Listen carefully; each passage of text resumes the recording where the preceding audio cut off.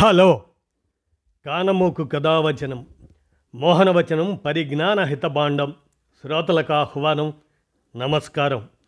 చదవదగునెవరు రాసిన తదుపరి చదివిన వెంటనే మరువక పలువురికి వినిపింపబూనిన అది ఏ పరిజ్ఞాన హితబాండమవుపో మహిళ మోహనవచనమై విరాజిల్లు.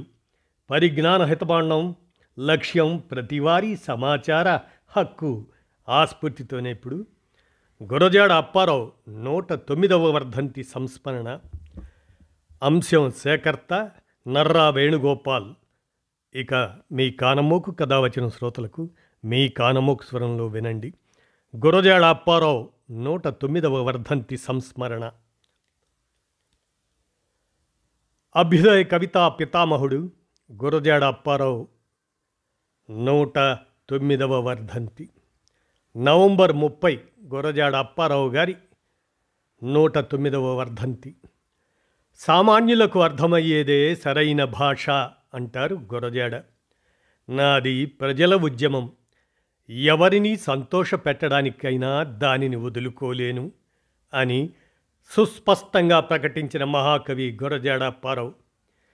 దేశమును ప్రేమించుమన్నా, మంచి అన్నది పెంచుమన్నా, ఒట్టి మాటలు కట్టి పెట్టవోయ్, గట్టి మేల్తల పెట్టవోయ్ అని చాటి చెబుతూ గురజాడ రచించిన దేశభక్తి గీతాన్ని ఇప్పటికీ తెలుగువారి గళం గానం చేస్తూనే ఉంది.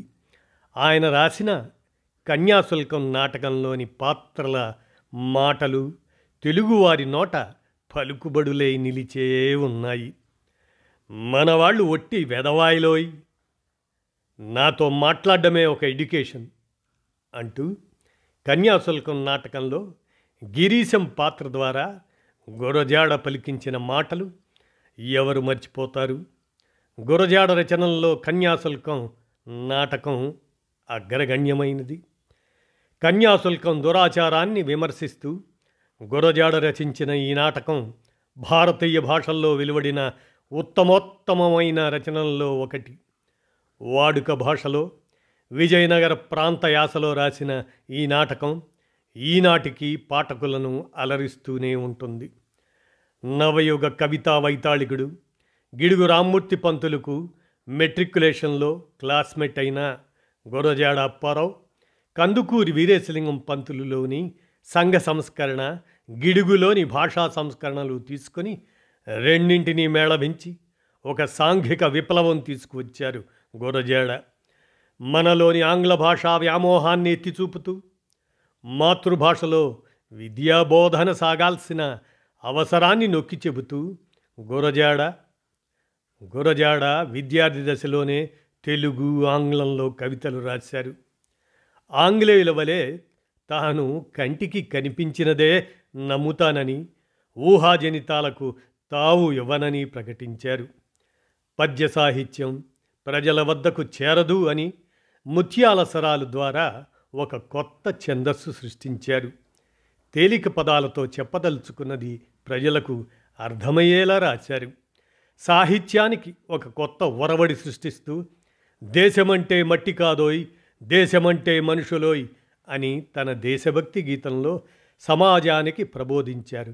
ఈసురోమని మనుజులుంటే దేశమే గతి బాగుపడునోయ్ అన్నట్లుగా ఆయన. అలాగనే పుత్తడి బొమ్మ పూర్ణమ్మ, దిద్దుబాటు ఇటువంటి రచనలు గురజాడ చేశారు.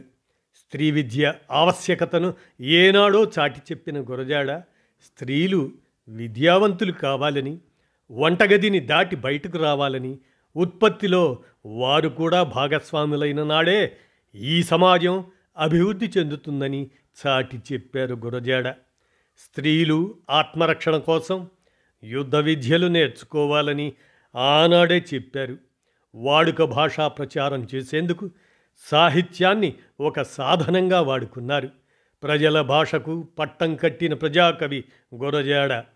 ఆయన 1862 సెప్టెంబర్ 21న జన్మించిన వారు 1915 నవంబర్ 30న తుదిశ్వాస విడిచారు. అలా గురజాడ అప్పారావు గారు ఈ నవంబర్ 30 నాటికి వారి 109వ వర్ధంతి సందర్భంగా ఈ సంస్మరణ అంశం సేకర్త నర్రా వేణుగోపాల్ చేయగా మీ కానమోకు కథావచనం శ్రోతలకు మీ కానమోకు స్వరంలో గురజాడ వారికి 109వ వర్ధంతి సందర్భంగా నివాళులర్పిస్తూ మీ కానమోకు కథావచనం శ్రోతలకు వినిపించాను. విన్నారుగా. ధన్యవాదాలు.